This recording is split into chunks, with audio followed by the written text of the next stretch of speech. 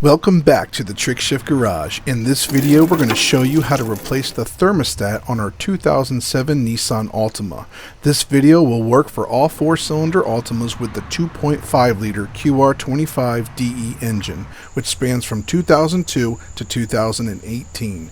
And yes, Nissan used the same exact thermostat for all those years. So if you're liking our content, hit that like, subscribe, and notification bell. Okay, let's get started. The first step you want to do is make sure your engine is nice and cold. So let your car cool off for a few hours before starting this job. Next, slide some cardboard sheets under the front of the car, more towards the passenger side. Now, we'll remove the radiator cap from the radiator to help it drain faster and more completely.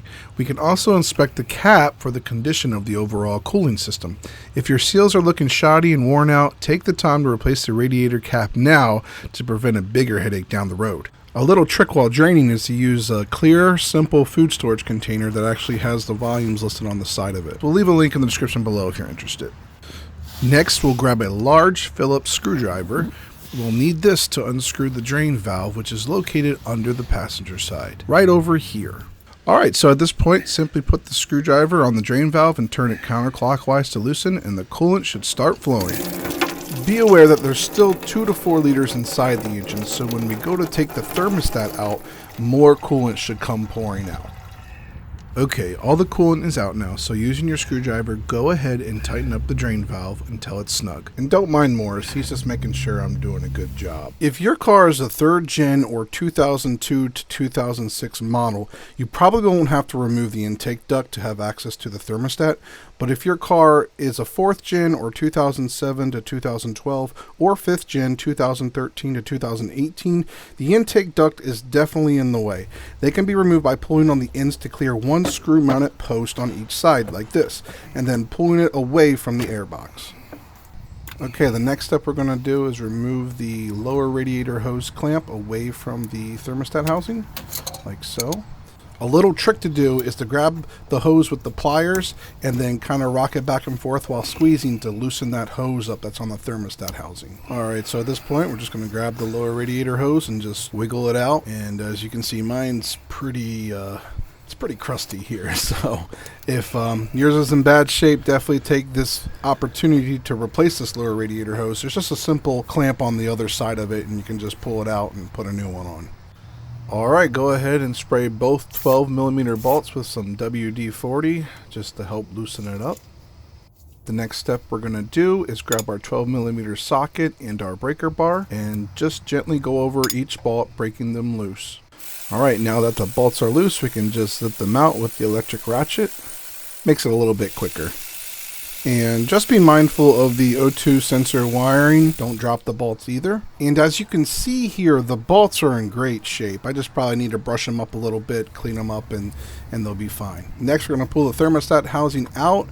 And as you can see, all the coolant coming out, as well as the thermostat that's still stuck in the housing. Definitely have a pan underneath to catch the rest of the coolant. Okay, so here's the thermostat. This one was giving me a trouble code on the check engine light. So I'm just going to pull it away from the housing. As you can see, the gasket or the O-ring there sticking to the housing.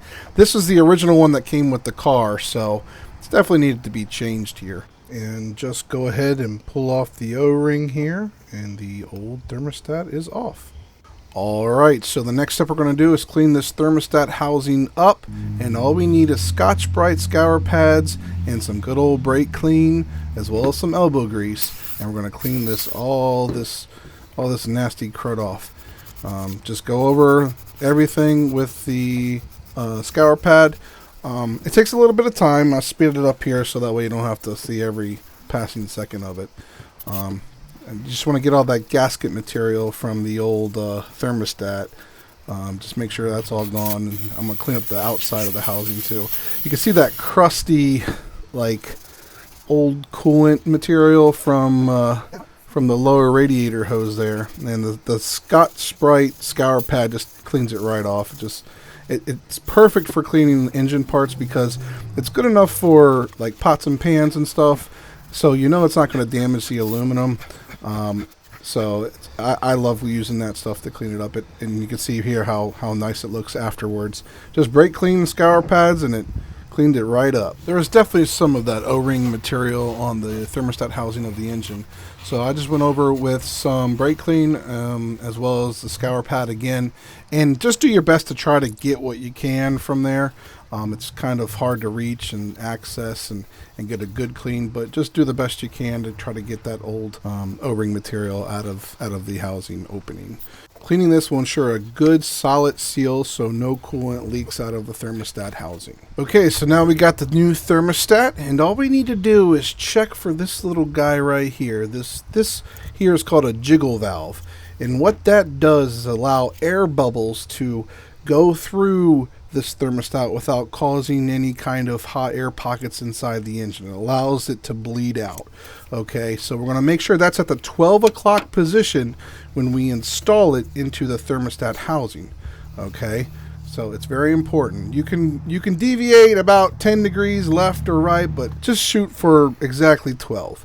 And you can see here on the right side is what's called the water control valve. It's basically the second thermostat. I'm not actually going to replace that today because the only thing was wrong was the thermostat itself. Okay, so again, that jiggle valve needs to be up in the 12 o'clock position, and just install it, push it right in there like so. Okay, make sure the O-ring for the thermostat is on correctly.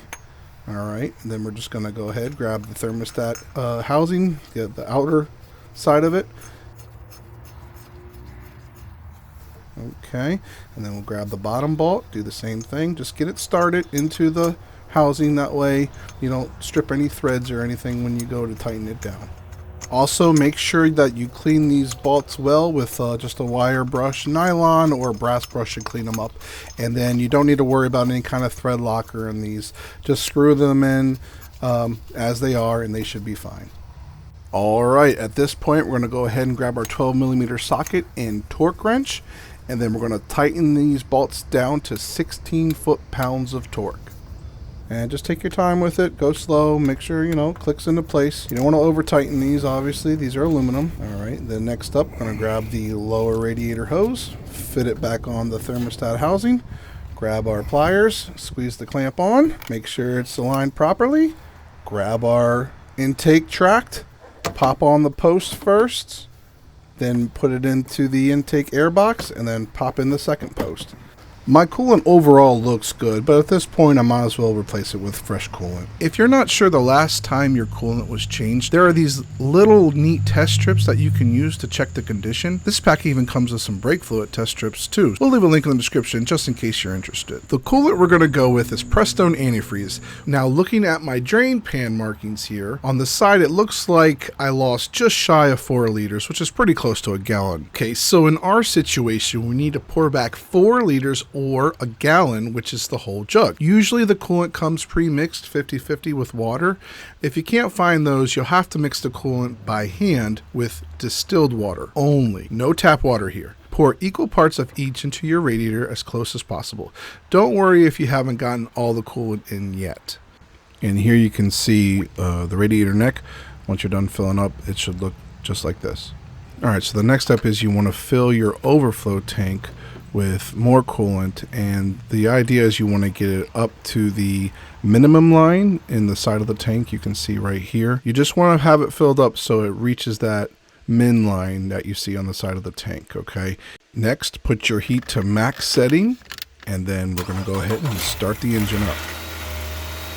We're going to let the engine warm up all the way to operating temperature, and that is the point at which the thermostat will open up and allow the coolant to drain, or not drain, but flow through the engine, which will lower the level that you see that's happening now on top of the radiator neck here. As the engine's running, pour some more coolant in until it's filled back up to the top of the radiator neck. Now go ahead and let the car idle for about 10 minutes or so just to make sure everything's good. Next, we're going to turn the engine off and top off the radiator with more coolant. Squeeze the upper radiator hose to get any air bubbles out of the system. And be careful here because the upper radiator hose is hot. And that's it. Put the radiator cap back on and we're all done. The new thermostat is all in and ready to go. Thanks for watching. If you like our work, go ahead, hit that like, subscribe, and notification bell for more Trick Shift Garage videos, and we'll see you on the next one.